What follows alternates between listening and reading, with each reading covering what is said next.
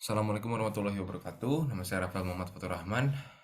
NIM 2020004100353. Pada hari ini saya akan membahas mengenai mudharabah. Mudharabah. Mudharabah merupakan penggantian akad pinjaman pada produk lembaga keuangan syariah. Contoh mudharabah dalam kehidupan sehari-hari adalah pola kerjasama usaha menggunakan sistem bagi hasil secara syariah. Lalu seperti apa mekanisme kerjasama yang berlangsung antara pengelola dengan pemilik modal? Nah, pada akad mudharabah terjadi pemisahan tugas dan tanggung jawab. Dengan secara mudharabah sendiri aja, ada yang memberikan modal dan ada yang mengelola. Itu sendiri saja sudah menjadi contoh bahwa terjadi pemisahan tugas. Lalu mudharabah menurut OJK. Dalam pengertian yang diterbitkan oleh OJK, akad mudharabah adalah akad yang bisa digunakan untuk kegiatan penghimpunan dana dalam bentuk investasi syariah. Nah, investasi syariah yang dimaksud ini hadir dalam bentuk deposito, tabungan, atau bentuk produk perbankan lainnya. Nah, dasar hukum mudharabah. Dasar hukum mudharabah ini yang pertama ada dalam Al-Quran, di mana dalam Quran surat Al-Jumu'ah ayat 10, apabila telah ditunaikan sholat, bertebaranlah kamu di muka bumi dan carilah karunia Allah. Lalu secara sunnah, yaitu hadis yang diriwayatkan oleh Imam Malik, di mana dari Ala bin Abdurrahman dari ayahnya dari kakinya bahwa Utsman bin Affan memberinya harta dengan cara kirot yang dikelolanya dengan ketentuan keuntungan dibagi di antaranya mereka berdua. Nah, dibagi di antara mereka berdua. Ini seperti sistem mudharabah. Makanya as-sunnah ini menjadi landasan dasar mudharabah. Ada rukun dan syarat. Rukun dan syarat mudharabah ini yang pertama, menurut ulama Syafi'i, ya rukun-rukun kirot ada 6, yaitu yang pertama pemilik barang yang menyerahkan barang-barangnya. Lalu yang kedua orang yang bekerja yaitu mengelola barang yang diterima dari pemilik barang. Yang ketiga akad mudharabah dilakukan oleh pemilik dengan pengelola barang. Yang keempat mal yaitu harta pokok atau modal. Yang kelima amal yaitu pekerjaan pengelola harta sehingga menghasilkan laba. Yang keenam keuntungan. Oke. Syarat-syarat sah mudharabah, modal atau barang yang diserahkan itu berbentuk uang tunai. Lalu yang kedua, bagi orang yang melakukan akad disyaratkan mampu melakukan tasarruf. Dan yang ketiga, modal harus diketahui dengan jelas.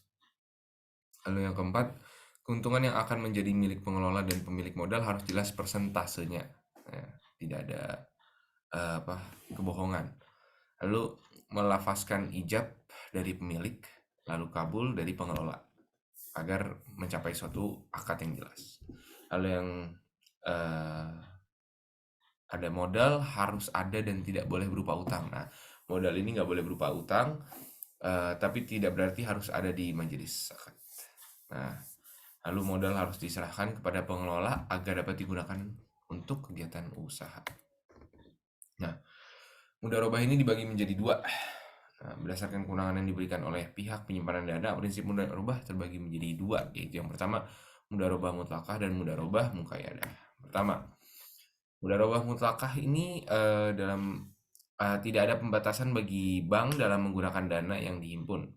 Nasabah tidak memberikan persyaratan apapun kepada bank ke bisnis atau dana yang disimpannya itu dihendak disalurkan atau menetapkan penggunaan akad-akad tertentu ataupun mensyaratkan dana yang diperuntukkan bagi nasabah tertentu. Nah, jadi bank memiliki kebebasan penuh untuk menyalurkan dana ini. Nah, dari penerapan mudharabah mutlaqah ini dikembangkan produk tabungan dan deposito sehingga terdapat dua jenis penghimpunan dana, yaitu tabungan mudharabah dan deposito mudharabah. Nah, ketentuan mudharabah mutlaqah ini adalah yang pertama, bank wajib memberitahu kepada pemilik mengenai nisbah dan tata cara pemberitahuan keuntungan. Nah, yang kedua, untuk tabungan mudharabah, bank dapat memberikan buku tabungan sebagai bukti penyimpanan. 3. Tabungan mudharabah dapat diambil setiap saat oleh penabung sesuai dengan perjanjian yang disepakati, namun tidak diperkenakan mengalami saldo negatif. Nah, lalu Deposit mudharabah hanya dapat dicairkan sesuai dengan jangka waktu yang telah disepakati. Nah, deposito yang diperpanjang setelah jatuh tempo akan diperlakukan sama seperti deposito baru. Nah, lalu ketentuan-ketentuan lain yang berkaitan dengan tabungan dan deposito tetap berlaku sepanjang tidak bertentangan dengan prinsip syariah. Nah, yang kedua adalah mudharabah muqayyadah.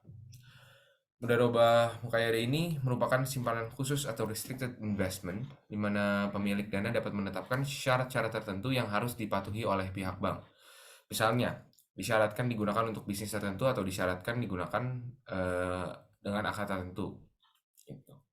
Nah, karakteristiknya pertama, pemilik dana wajib menetapkan syarat-syarat, sedangkan kalau yang tadi kan pemilik itu tidak wajib menetapkan syarat-syarat atau bank aja gitu. Nah, kali ini pemilik dana wajib menetapkan syarat-syarat tertentu yang harus diikuti oleh bank dan wajib membuat akad yang mengatur persyaratan penyaluran dana simpanan khusus. Nah, lalu bank wajib memberitahukan kepada pemilik dana mengenai nisbah dan tata cara pemberitahuan keuntungan dana atau pembagian keuntungan secara risiko yang dapat ditimbulkan dari penyimpanan dana. Apabila telah tercapai kesepakatan, maka hal tersebut harus dicantumkan dalam akad. Nah, lalu yang ketiga, sebagai tanda bukti simpanan bank, maka dari itu bank menerbitkan bukti simpanan khusus. Makanya bank wajib memisahkan dana ini dari rekening lainnya. Lalu untuk deposito mudharabah, bank wajib memberikan sertifikat atau tanda penyimpanan deposito kepada deposan. Lebih lihat ya. Nah, terakhir mudharabah muqayyadah itu adalah off balance sheet. Ya. Sekian presentasi dari saya, kurang lebihnya mohon maaf. Wassalamualaikum warahmatullahi wabarakatuh.